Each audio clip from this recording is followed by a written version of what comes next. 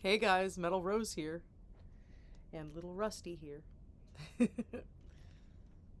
So I'm going to go back to reading the rest of this lawsuit, or part of it. I guess we'll see how tired I get, you know? It's a lot of reading. I'm on page 24, and I stand corrected, it's 84 pages, not 88. It's a lot of stuff, guys, so thanks for hanging in there with me. Like and subscribe if you're enjoying this kind of content. I'm going to try to cover as many things Iced Earth related and John Schaffer related as possible. And then, I'm probably going to branch out and do some other things as well. So if you like me and you like the stuff I do, follow away, man.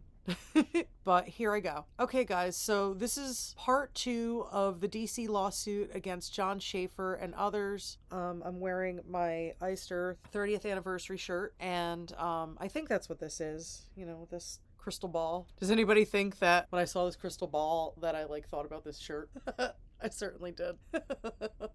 Part 2, the Proud Boys and Oath Keepers.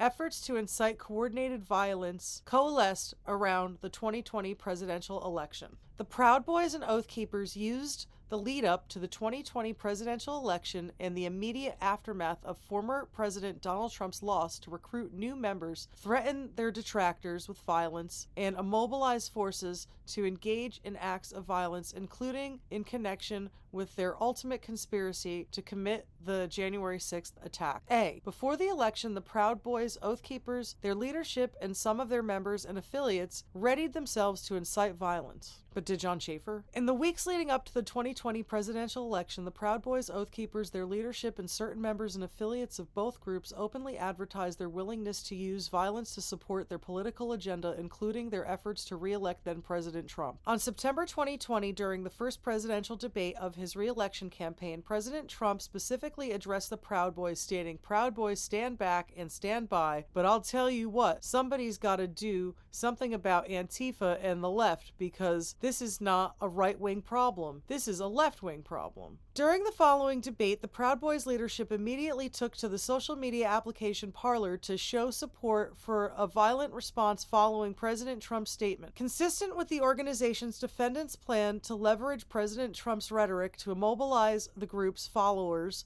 Defendant Biggs, a prominent Proud Boys leader, publicly interpreted President Trump's word on Parler, suggesting that the president's words should be interpreted to encourage violence. Trump basically said, "Go fuck them up." "This makes me so happy," Proud Boys chairman Enrique Tarrio echoed Biggs' sentiment, posting, "Standing by, sir." Oath Keepers saw its members as a militia that could be called forth to execute the laws of the Union, suppress insurrections, and repel invasions, including to preserve former President Trump's power. "All he has to do is call us up. We will answer the call." Consistent with this messaging, Oath Keepers pledged to have volunteer security teams at Trump rallies on Election Day to protect Trump voters. Based on past behavior, Oath Keepers members were willing to uphold that pledge using violence. On October 2020, in an online chat room for members of Oath Keepers, members discussed their course of action if President Trump were to be elected. As one member made clear, that plan would include choosing a side and fighting, looking down the sights of a rifle at our fellow Americans. Oath Keepers publicly trumpeted the idea that members were standing ready to engage in a civil war, tweeting from the group's account, "We are on the verge of a hot civil war like in 1859. That's where we are. At the right has zero trust or respect for anything the left do. We see them as illegitimate too." B. After the election, the Proud Boys, Oath Keepers, their leadership, and some of their members and affiliates used President Trump's loss to recruit members. On November 20th, President Trump falsely declared that he had won the presidential election, even though a significant number of votes had yet to be counted. On November 7th, 2020, most media outlets began projecting President Biden as the winner of the 2020 presidential election. After President Trump's loss, the Proud Boys and Oath Keepers immediately began trumpeting their plans to bring terror and violence to the district and recruiting others to join their efforts. On November 7th, 2020, the Proud Boys chairman Enrique Tarrio posted to Parler, "We're rolling out," and stated that former President Trump's standby order has been rescinded. Also on November 7th, 2020, Proud Boys member Daniel Goodwin, who would eventually join the defendants on January 6, 2021, posted on Twitter, "Stand back and stand by. Show up at your state capitol at noon today, local time. Await orders from our Commander-in-Chief. Stop the steal. The Oath Keepers also increased their efforts to recruit new members. On November 9th, 2020, Oath Keepers member Defendant Watkins sent text messages to individuals who had expressed interest in joining the paramilitary group she formed,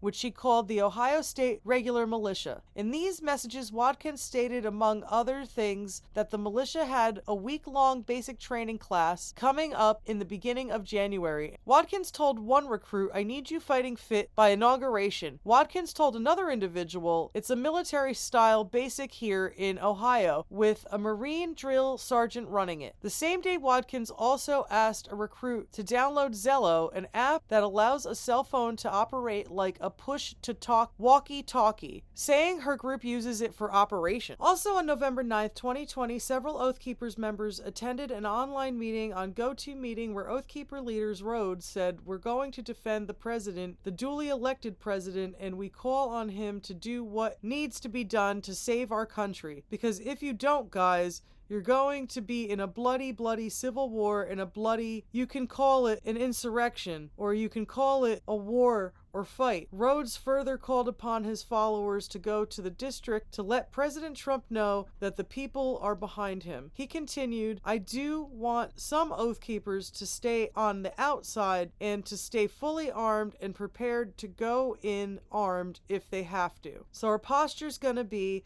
that we're posted outside of DC, awaiting the president's orders. We hope he will give us the orders. We want him to declare an insurrection and call us up as the militia." Oath Keepers member Hackett and defendants Harrelson, Watkins, K. Meggs, and others attended the meeting hosted by Rhodes. After Rhodes finished speaking, Watkins and K. Meggs asked questions and made comments about what types of weapons that were legal in the District of Columbia. That same day, K. Meggs posted on Facebook lamenting that he saw people talking but not doing. K. Meggs invited others to contact him if they wish to join the fight. The fight is face-to-face, not far away. If you're ready to really join the fight, direct message me. On November 16th, 2020, Defendant Nordine posted that any militia groups in the Pacific Northwest area should contact him on an encrypted social media application to coordinate. On November 17th, 2020, an Oath Keepers recruit asked Defendant Watkins what she thought would happen in 2021. Watkins responded that Biden may still yet be our president. If he is, our way of life as we know it is over. Our republic would be over. Then it's our duty as Americans to fight, kill, and die for our rights. On November 23rd, 2020, Defendant Caldwell sent a text message to Defendant Watkins previewing the violence to come. Caldwell remarked, "I don't know what will happen, but like you, I am very worried about the future of our country." He continued, "I believe we will have to get violent to stop this, especially the Antifa maggots who are sure to come out in mass, even if we get the prez for 4 more years. Stay sharp. We will meet again. You are my kind of person, and we may have to fight next time." On December 3rd, 2020, Defendant Young emailed a membership application to the Oath Keepers Florida chapter, writing that he was looking to get involved in helping. Another Oath Keeper, Josh Bernard Hackett, responded on December 19th, 2020, stating, "I believe we only need to do this when important info is at hand, like locations, identities, ops planning." With Hackett attached a photo to the email of a notepad with cursive writing stating "Secure Comms Test." "Good talk tonight, guys. Rally point in Northport, Charlotte at Grays if transportation is possible. All Proton mails," a type of encrypted email service, "may consider a rally point that won't burn anymore. Comms work in progress. Messages in cursive to eliminate digital reads. Plans for recruitment and meetings." On December 19th, 2020, Young started to recruit new Oath Keepers members, himself posting in a Facebook group, "Please check out Oath Keepers as a means to get more involved. Recruiting is underway. Direct message me if you want more info." The Proud Boys Oath Keepers, their leadership, and certain of their members and affiliates used to coordinate violence at post-election events to intimidate the public and the government. The Proud Boys and Oath Keepers coordination efforts escalated with both groups mobilizing mobilizing large forces to wreak havoc on the district at post-election events that previewed the January 6th attack. The first of these events was the Million MAGA March, which was held on November 14th, 2020, and attended by Oath Keepers Proud Boys and members and affiliates from both groups. Violent clashes between self-identified Proud Boys members and protesters broke out that night. The violence increased at the next event, the Stop the Steal rally held on December 12th, 2020. Oath Keepers and Proud Boys attended the rally in droves. In one particularly disturbing incident, on the National Mall, a large group of Proud Boys surrounded a man and punched and kicked him. I wonder what happened. Why would you do that? I mean, you never really know. You never know why it happened. I mean, anyway. That's still not John Schaffer, though. After engaging in violence against protesters, law enforcement, and others, the Proud Boys fanned out across the city to steal and deface anti-racism signs that had been posted by the district residents and businesses. They publicly vandalized and destroyed these signs, including at least one that defendant Tario took credit for lighting on fire while their supporters celebrated. See figure 1. So there's like a picture here. If you're following along, you should kind of like read the lawsuit. We're on page 29 now. There's a PDF you can download off my website, and the link is in the description. Figure 1. Proud Boys members burn racial justice banners in the district. During the Stop the Steal rally, Oath Keepers leader and founder Stuart Rhodes gave a speech on behalf of the Oath Keepers in which he called on President Trump to invoke the Insurrection Act to prevent President Biden from taking office. He threatened that if President Trump failed to do so, we're going to have to do it ourselves later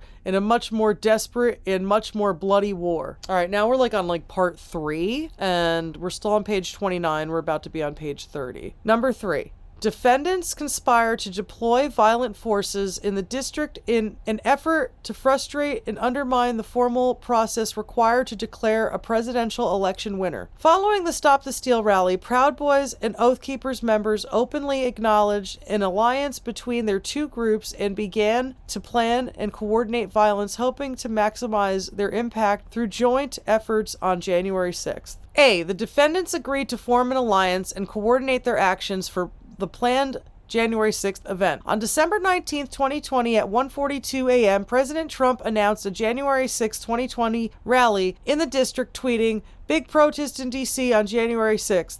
Be there, be wild." The date of the rally was not a coincidence. January 6, 2021 was the date on which members of Congress and the Vice President, as President of Senate, were required by certain provisions of the United States Constitution and the Electoral Count Act of 1887 to count the certified electoral votes and formally declare the winner of the presidential election. President Trump's supporters, including defendants and defendants' affiliates, took to social media amplifying President Trump's message, interpreting the tweet as marching orders for defendants' scheme to frustrate the final process in the presidential election. Well, shit, we've got marching orders, boys. That's a marching order if I ever heard one. The Commander-in-Chief has issued his orders, January 6, Washington, D.C. No excuses, Gettr, God Emperor of the United States, issued us marching orders. If you've been waiting for a signal, that's it. The Proud Boys and Oath Keepers immediately began working together to coordinate their efforts at the planned January 6th attack. On December 19th, 2020, defendant K. Meggs of the Oath Keepers stated that he had formed an alliance with Proud Boys and other groups to work together to shut this shit down. And then there's like a picture. I'm guessing like this is like a Facebook screenshot from Kelly Meggs. It says the whole thing. Well, we are ready for the rioters this week. I organized an alliance between the Oath Keepers, Florida 3%ers, and Proud Boys. We have decided to work together to shut this shit down. Figure 2. Oath Keepers defendant K. Meggs posts on social media about coordinating with the Proud Boys. This was a coordinated plan for a violent action. A few days later, on December 22nd, 2020, defendant K. Meggs made it clear that his discussions with the Proud Boys had continued and that they had reached an agreement on how to coordinate forces. In a social media post outlining their plan, K. Meggs explained that there would be at least 50 to 100 Oath Keepers in the district on January 6th, and that they would join with the Proud Boys, who Meggs described as a force multiplier. Meggs specifically noted that he had made contact with the Proud Boys and that his group would join the main group of Proud Boys on January 6th.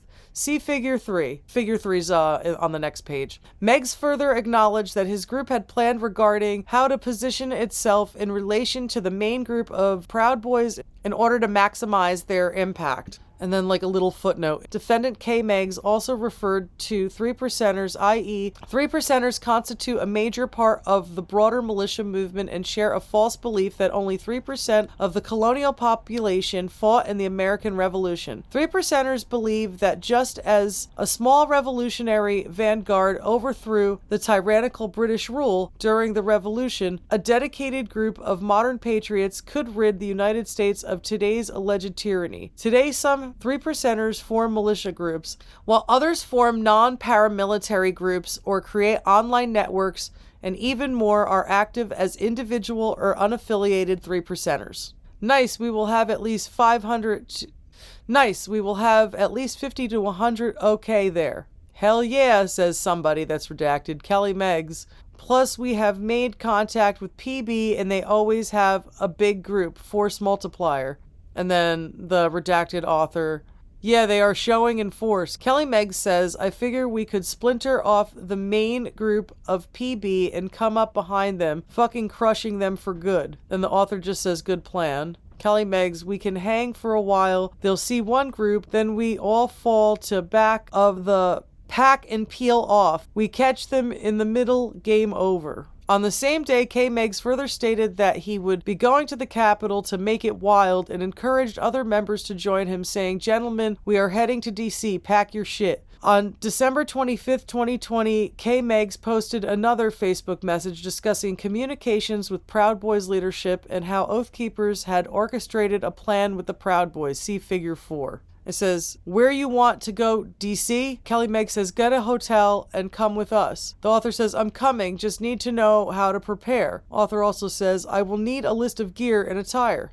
Then it says, fuck these communist cocksuckers. Kelly Meggs says, we are all staying in DC near the Capitol. We are at the Hilton Garden Inn, but I think it's full. DC, I know DC is no guns, so mace and gas masks. Some batons. If you have armor, that's good. During the day, it gets kind of boring, but when it starts getting dark, game on. Kelly Meggs also says, no armor, at least get a plate carrier on Amazon. Multicam is best. Kelly Meggs, you can hang with us. We will probably be guarding someone during the day, but then at night we have orchestrated a plan with the Proud Boys. I'm communicating with, and then it says blank the leader.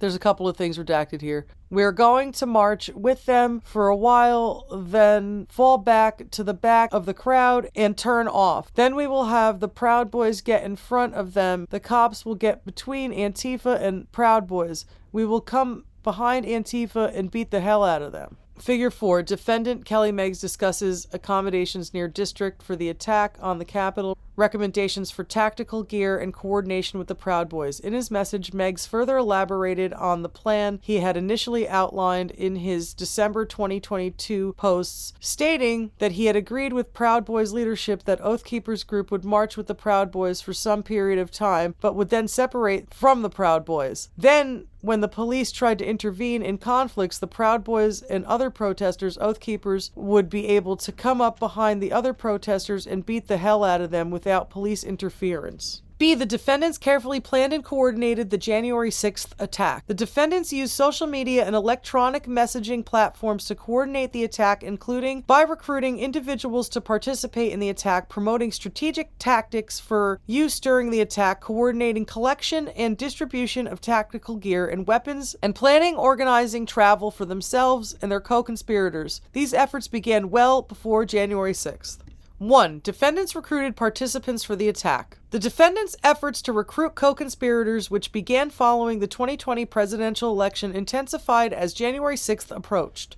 Between December 12, 2020 and January 3, 2021, Oath Keepers member defendant K. Meggs organized approximately 10 online meetings on GoToMeeting titled Say Leaders DC 1621 Op Call DC Planning Call and Florida DC Op Planning Chat. K. Meggs used the codename Gettr1 in these meetings. Oath Keepers member defendant Harrelson also participated in these meetings. At the same time, Proud Boys chairman defendant Tario began identifying himself as a wartime leader and changed his parlor display to Wartime Tario. By the end of the month, in posts on Parler and Telegram, Tario bragged that the Proud Boys had already stopped using a particular hotel as a hub in light of the group's growing size. With the new ability, I've been able to put 1,000 boots on the ground. We outgrew any single hotel. Defendant Nordine also used social media to recruit Proud Boys members and supporters. In early December, he posted, "You could take a hard stand now or watch as everything we've built crumble before your eyes and have nothing to leave for your children. Enough is enough." By the end of the month, Nordine's message on social media was clear: fight now or lose everything. Little footnote. For example, a video posted online by the Proud Boys leader Defendant Biggs on January 3rd, 2021 described the Proud Boys' approach to planning its events. When we set out to do an event, we go, all right, what is our main objective? And that's the first thing we discuss. We take 3 months to plan an event, and we go, what's our main objective? And then we plan around that to achieve the main objective, that goal that we want. Number 2, defendants coordinated strategies to disguise their identities and plans for the attack. Defendants' coordination was not limited to recruiting participants for the attack. They also planned strategies to allow them to blend into the crowd and to communicate privately about the attack. These efforts were intended to give defendants a tactical advantage against law enforcement when they convened in the district on January 6, 2021. In December 2020 and January 2021, the Proud Boys announced on social media that they would attend the January 6, 2021 rally incognito. As Proud Boys leader Defendant Biggs explained in a social media post in December 2020, the Proud Boys would come to the district not in colors, i.e. the traditional black and yellow worn by the Proud Boys members, but disguised to blend in with other demonstrators in the district. Other members of the Proud Boys made similar posts promoting the same incognito tactic. On December 29, 2020, Proud Boys chairman Tario posted to Parler announcing that members of the Proud Boys would turn out in record numbers on January 6, but this time with a twist. We will not be wearing our traditional black and yellow. We will be incognito. We will be spread across DC in smaller teams, and who knows, we might dress in all black for the occasion. Law enforcement investigating the January 6th attack have attributed Tario's statement about dressing in black as a reference to dressing like Antifa, whom the Proud Boys have pegged as their enemy, and who are often depicted in the media as dressing in all black when attending demonstrations. In the same post, Tario instructed Proud Boys members to spread across DC in smaller teams than in the past. Conceal your intentions, pose as a friend, work as a spy, crush your enemy totally, and keep others in suspended terror. The same day, Defendant Biggs, another Proud Boys leader, posted a similar message on Parler. We will not be attending DC in colors. We will be blending in as one of you. You won't see us. You'll even think we are you. We are going to smell like you, move like you, and look like you. The only thing we'll do that's not us is like us. January 6th is gonna be epic. Defendants also coordinated their strategic methods for secret communication before and during the attack. For example, on or around January 3rd, 2021, defendants Watkins, K. Meggs, Young, Harrelson, and other Oath Keepers joined in an invitation-only encrypted signal group message entitled OKFLDCOP Jan 6th. Similarly, defendants James acknowledged communicating with a fellow Oath Keepers using a burner phone. Defendant Young later admitted in his plea agreement that he and others conspiring to thwart the certification of the presidential election discussed the need to maintain operational security and accordingly used encrypted messaging applications to communicate with one another. 3. The defendants coordinated collection of weapons and tactical supplies for the attack. On December 25, 2020, Defendant K. Meggs shared a list of provisions on Facebook regarding how to prepare for the planned violence in the district on January 6th. K. Meggs wrote, DC is no guns, so no mace, gas mask, some batons. If you have armor, that's good. In the same post, K. Meggs says you can hang with us Oath Keepers. We will probably be guarding Redacted or someone during the day, but then at night we have orchestrated a plan with the Proud Boys. I've been communicating with Redacted, the leader. A little footnote. A burner phone is an inexpensive prepaid mobile phone that can be discarded or destroyed when it's no longer needed. Burner phones can be used to avoid detection by authorities and are difficult to trace and track. They are commonly purchased with cash to avoid creating a paper trail that would tie the phone number to a specific person. Defendant Rhodes told defendants K. Meggs, Watkins, and other Oath Keepers to bring collapsible batons, good hard gloves, eye protection, and helmets. Similarly, K. Meggs Meggs messaged at least one other participant to tell them to bring mace, gas masks, batons, and armor. Other co-conspirators, including defendants and Watkins and Caldwell and their Oath Keepers cohorts, discussed transporting guns across state lines. And on January 1st, 2021, Oath Keepers member defendant James messaged an individual on Signal inquiring about bringing guns into the district. James wrote, "We're working on a farm location. Some are bringing long rifles, some sidearms. I'm bringing sidearm." The Oath Keepers also created a quick reaction force as a way to bring additional weaponry and firearms to the Capitol in the event that violent clashes broke out or if they were called to act by President Trump. Before January 5th, 2021, Oath Keepers member Conrad Walden applied to be a part of the January 6th Oath Keepers operation, emailing, "I am interested in the Quick Reaction Force team in D.C. I am a former fighter, EMTB, and have a K9 trained for security patrol, 82-pound German Shepherd named Warrior. I have a jump bag with trauma supplies and have all necessary Second Amendment gear that the situation may require. Please advise as soon as I hear from you, I can hit the road to join up." Additionally, in the days leading up to the January 6th attack, Proud Boys member and affiliates also obtained tactical vests and military-style communications equipment which could be used during the siege on the Capitol. At the same time, self-described Proud Boys Sergeant-at-Arms defendant Nordine used social media to solicit donations of protective gear and communications equipment for use in the attack. 4. Defendants and their co-conspirators also coordinated their plan to travel to stay in or near the district for the attack, including by using coordinated efforts to raise money online to cover transportation and accommodation costs. Defendants' planning, promotion, and coordination efforts leading to the January 6th attack also extended to the travel logistics as they sought to ensure that co-conspirators traveled together or had nearby hotel accommodations to allow for additional in-person coordination before convening near the Capitol on January 6, 2021. Defendants Caldwell, Watkins, S. Parker, B. Parker, K. Meggs, and C. Meggs coordinated their travel, convening at the Comfort Inn Ballston in Arlington, Virginia, each reserving and paying for hotel accommodations for multiple individuals traveling with them to join in the January 6th attack. In a social media message, Defendant Caldwell confirmed that this is where he would be meeting up with Oath Keepers from North Carolina and Patriot Group from the Shenandoah Valley. On December 31st, 2021, an individual contacted defendant James via Signal stating, "I have friends not far from DC with a lot of weapons and ammo. If you get in trouble, I can coordinate help." James responded, "That might be helpful, but we have a shitload of reaction force on standby with an arsenal." Later that day, defendant James messaged another individual and asked if they have a farm location for weapons. The individual responded, "Not that I'm aware of yet. If nothing else, my hotel is in VA and has secured underground parking about 15-20 minutes outside of DC. Less if you really don't care about speed limits. Would be great if we had someone with an enclosed truck-type vehicle and had a quick response unit just outside the city." Defendant James responded, "I agree."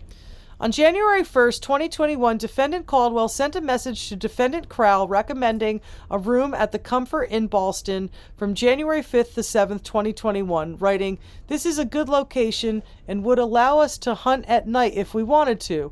I don't know if Stevie has gotten out his call to arms, but it's a little frickin' late. This is one we are doing on our own. We will link up with the North Carolina crew."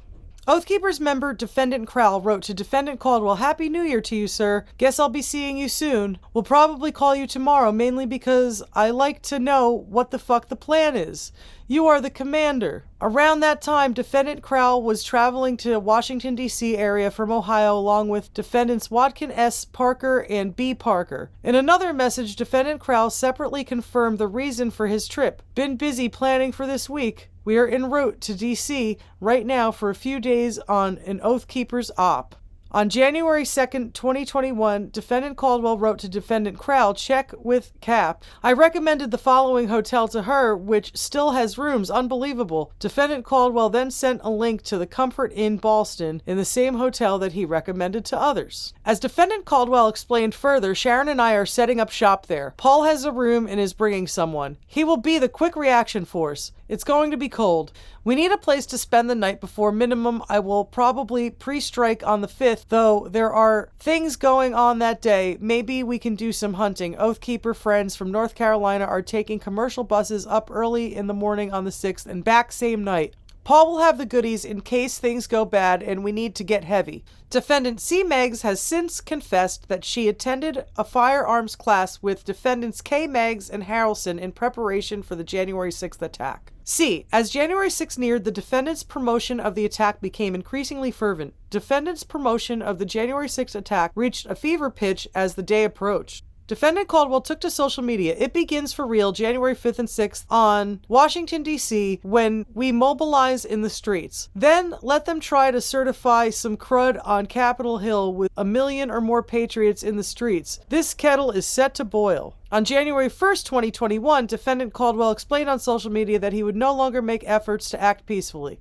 I swore to support and defend the Constitution of the United States against all enemies, foreign and domestic. I did the former, I have done the latter, peacefully, but they have morphed into pure evil, even blatantly rigging an election and paying off the political caste. We must smite them now and drive them down. On January 3rd, 2021, Proud Boys leader Defendant Biggs also posted to Parler, every lawmakers who break their own stupid fucking laws should be dragged out of office and hung. Among others, defendants Young and Steele traveled to the district together from North Carolina. By the way, I'm on page 41 and still nothing about John. It doesn't look like John's gonna be I don't know for sure. I think there's a picture of him somewhere in this, but I'm not even sure John's gonna be mentioned for the rest of this. I just did a search on his name. We'll keep going. So far, no John, no coordination plans involving John. Anyway, on January 3rd, 2021, Defendant K. Meggs stated that people should tell their friends this isn't a rally, making explicit that he was preparing for something other than a mere protest. Also on January 4th, 2021, Oathkeepers issued a public call on the group's official website for patriots to come to the district to stand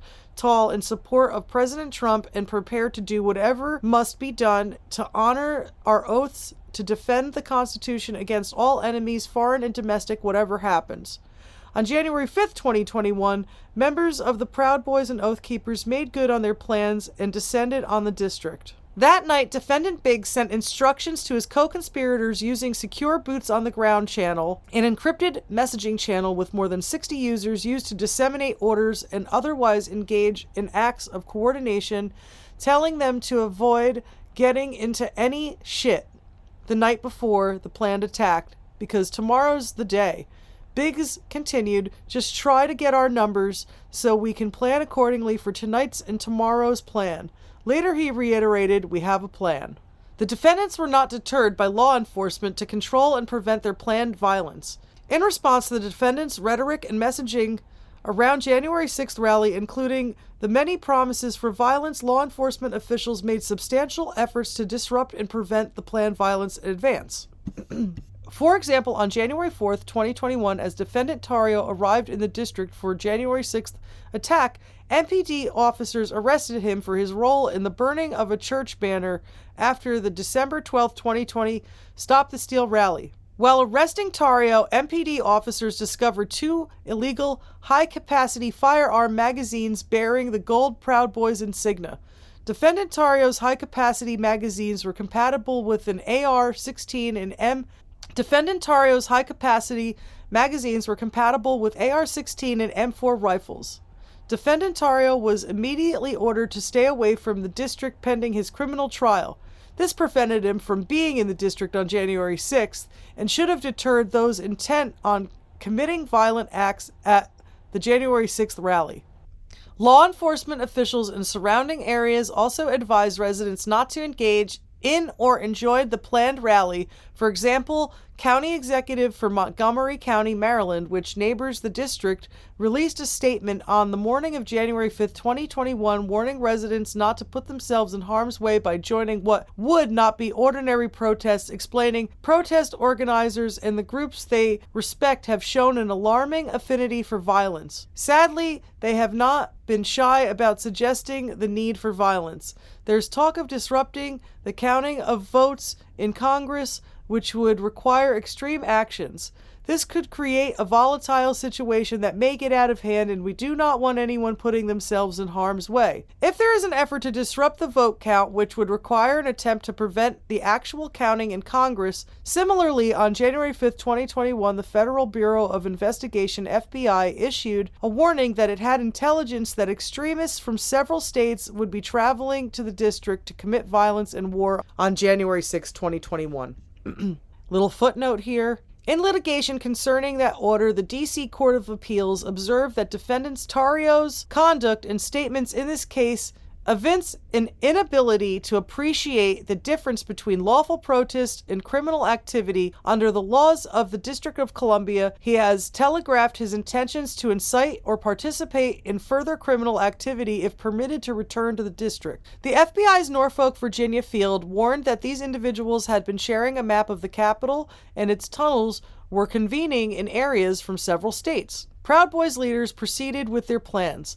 Although advised by a Proud Boys member in an ongoing group chat on Telegram that participants shouldn't be typing plans to commit felonies into your phone, those on the chat demonstrated the Proud Boys members' intent to coordinate their activities on January 6th. Proud Boys member defendant Donahue explained in the chat that details will be laid out at the pre-meeting. And another Parler message group, which included Proud Boys leaders and members, including defendants Nordine, Biggs, and Donahue, the parties continued to convey their intent to cause violence in the district on January 6th, suggesting that they plan to smash police, dust and burn the city to ash today. Defendant Donahue responded, "I'm leaving with a crew at 15 at 8:30 to hoof it to the monument, no colors." All right, guys, I'm getting kind of tired, so I'm going to give this a rest, and I'm going to do a part 3 as soon as possible, hopefully tomorrow. Love you guys.